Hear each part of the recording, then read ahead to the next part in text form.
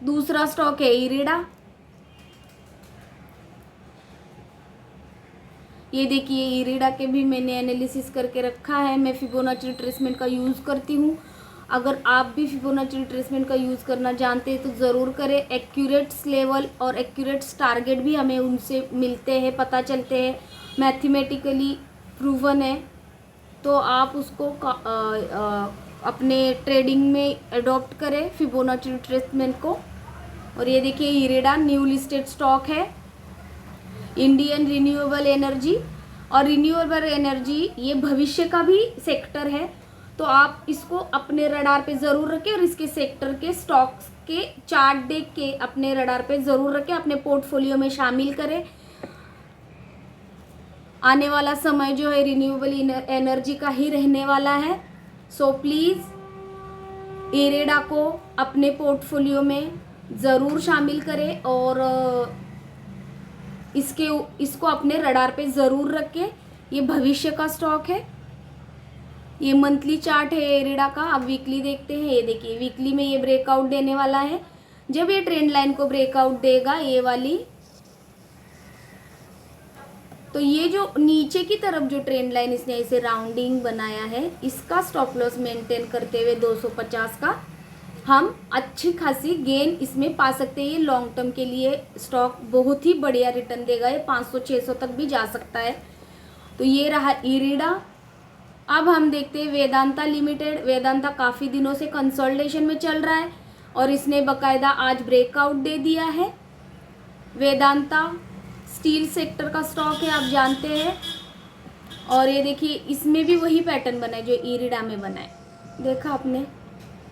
तो ये stop loss के साथ इरिडा के तरह ही 400 का स्टॉप लॉस लगा के वेदांता काफ़ी दिनों से ये वीकली चार्ट है, वीकली ब्रेकआउट दिया है।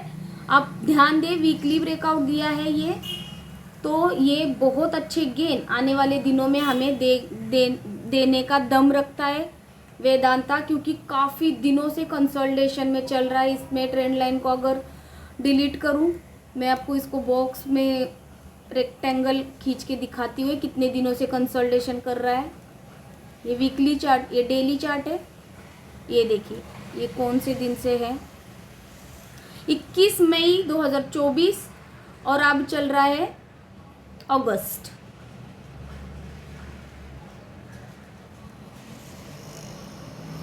चार महीने से ये कंसोलिडेशन में चल रहा है स्टॉक।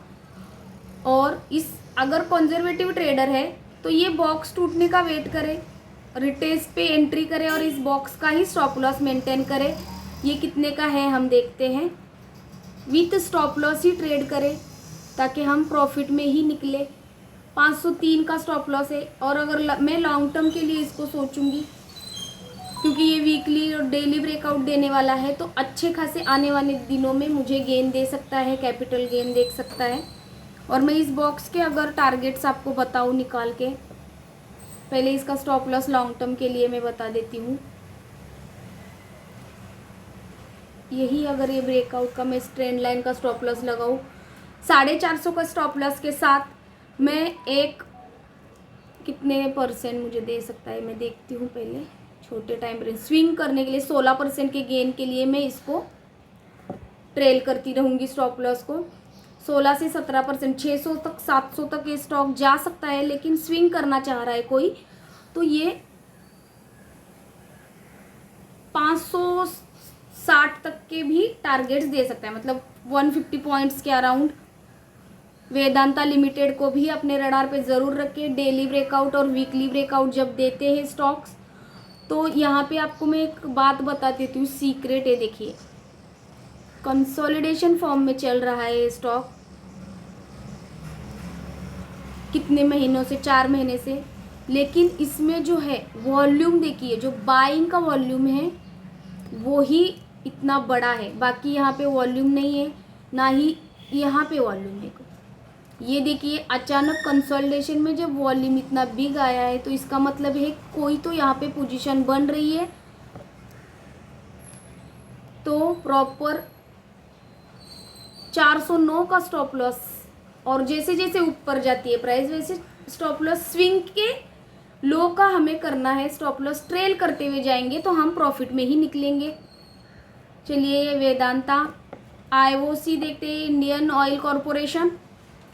ये देखिए सेम वेदांता की तरह ही इसका भी चार्ट दिख रहा है हमें, ये डेली चार्ट है।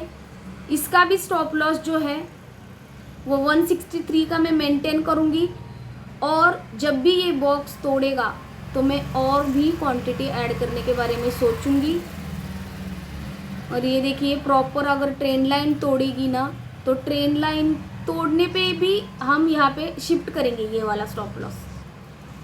160 का स्टॉप लॉस ऊपर शिफ्ट करते जाने का, जैसे जैसे ऊपर जाएगा। ये ब्रेकआउट देने पे ही एंट्री, अगर कोई कंजर्वेटिव ट्रेडर है तो ब्रेकआउट देने का प्रॉपर वेट करे, रिटेस्ट का वेट करे। वहाँ पे कोई अगर बाइंग की कैंडल पैटर्न बनता है तो ही एंट्री करे। तो ये रहा IOC। इसको मैं एक बार वीकली चार्ट दिखा देती हूँ आपको। ये देखिए ये वीकली भी कंसोलिडेशन में है, और कब से है, कितने वीक से, ये जनवरी 29 जनवरी से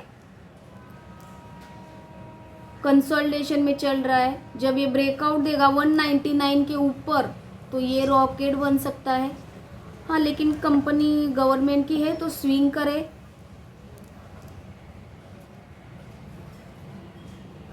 अब NIT एजुकेशन फील्ड में है, क्लासेस चलाती है एजुकेशंस। तो देखिए NITL लिमिटेड, ये वीकली चार्ट है और इसके टारगेट 50% के लॉन्ग टर्म में निकल के आ रहे हैं। वीकली चार्ट लॉन्ग टर्म में देखे जाते हैं, और डेली में अगर स्विंग करना है तो हमें इस बॉक्स का, इसने तोड़ा है, रिटेस्ट का वेट करना है। इसमें लगेच लगेच एंट्री नहीं करनी है। ये जो भी इसने गैप अप ओपन होके जो गेन दिया है उसका इसको 50% रिट्रेसमेंट तो भी देना ही पड़ेगा, तभी यहाँ पे हम एंटर हो सकते हैं। और वो ज़रूरी है कि ये लेवल जिसने 150 का इसने जो ब्रेकआउट दिया है ना, उस लेवल को वो होल्ड करे, उसको तोड़ना नहीं चाहिए। अगर उसको तोड़ेगा ये नीचे तो ये फेक ब्रेकआउट कहलाएगा। इसको जब ये नीचे तोड़ के ऐसे रिट्रेस करके वापस से ऐसे कंसोलिडेशन करेगा ना, तो कोई मतलब नहीं है। ज़्यादा पैसे तो लिमिटेड ही रहते हैं लोगों के पास। एक स्टॉक में डाल के वो कितने दिनों तक कंसोलिडेशन करते बैठेगा, तो उतने अपने ये अटक जाता है कैपिटल। तो पहले वेट करे, बुलिश पैटर्न का वेट करे, और फिर ही एंटर होना है। जब एकदम जंप से 10% 11% से जब जंप लेता है स्टॉक, तो उसमें एंट्री करने के लिए सोचना चाहिए, नहीं करनी रहती एंट्री उसमें। उसका प्रॉपर रिट्रेसमेंट का वेट करना रहता है। ये भी मैंने आपको बता दिया है सीक्रेट। और ये इसका वीकली चार्ट है। वीकली में अगर आप देखेंगे तो इसमें कप एंड हैंडल पैटर्न बना है, और यही मैंने उसके कप एंड हैंडल के टारगेट्स आपको बताए यहाँ पे निकाल के। वीकली में 50% का गेन ये आने वाले दिनों में दे सकता है, बकायदा ये रिटेस्ट करके कंसोलिडेशन करके ऊपर जाए तभी। तो 50% का रिटर्न ये स्टॉक दे सकता है, तो आप इसको भी अपने रडार पे ज़रूर रखें। NITL लिमिटेड, ब्लास्ट स्टॉक है, इंडस टावर टेलीकॉम कंपनी। ये देखिए इंडस टावर, इसने मस्त ब्रेकआउट दे के रिट्रेस भी करके ये ऊपर जा रहा है, लगातार जा रहा है, लगातार जा रहा है। सो इसको, इसमें थोड़ा हमें वेट ही करेंगे, लेकिन ये ब्रेकआउट भी देने वाला है। देखिए वीकली, ये देखिए ये यहाँ जाके इसने ट्रेंड लाइन का, इस वाले ट्रेंड लाइन का ब्रेकआउट दिया है, लेकिन अगर ये ट्रेंड लाइन यहाँ शिफ्ट करेंगे हम ऐसे, तो इसका भी ब्रेकआउट देने की ये कोशिश कर रहा है। ये वीकली चार्ट है इंडस टावर का। ये देखिए ये वीकली चार्ट है, कितना बढ़िया चार्ट लग रहा है। ये आने वाले दिनों में बहुत अच्छे रिटर्न्स दे सकता है। लेकिन यहाँ से लेके यहाँ तक, यहाँ से लेके 160 से ये स्टॉक, मैं आपको प्रॉपर इसके लेवल बता देती हूँ। 142 से ये स्टॉक 444 हुआ है। तो ज़रूरी नहीं है कि ये स्टॉक यहाँ से ऊपर ब्रेक करके और हमें अच्छे खासे गेन दे सकता है। सो हमें इसमें लेके छोटे स्विंग करने, जब भी कोई ऐसे डबल हो जाता है स्टॉक, ट्रिपल हो जाता है एक साल में, तो इसमें छोटी छोटी स्विंग करें। ये अगर किसी को इसमें लॉन्ग टर्म होल्ड ही करना है तो लेके भूल जाए ये वाला स्टॉप लॉस मेंटेन करके। 400 का स्टॉप लॉस लगा के 600, 700, 800, 1000 तक भी ये जा सकता है स्टॉक। ये मेरी छोटी छोटी चीज़ें आपको बताने की कोशिश कर रही हूँ, ये कहीं भी आपको नहीं कोई बताने वाला। ये ब्रेकआउट दे रहा है देखिए प्रॉपर, और 500 तक के लिए हम इसमें स्विंग कर सकते हैं, या अगर ये भविष्य का स्टॉक भी है तो इसमें आप लॉन्ग टर्म भी निवेश कर सकते हैं आपके कैपिटल के रिस्क को मैनेज करते हुए। ये देखिए बहुत बढ़िया स्टॉक, बॉटम से उठ के जाने वाला स्टॉक है। असली एंट्री यहाँ पे थी इसकी, दूसरी एंट्री यहाँ पे थी, अब ये तीसरी एंट्री दे रहा है।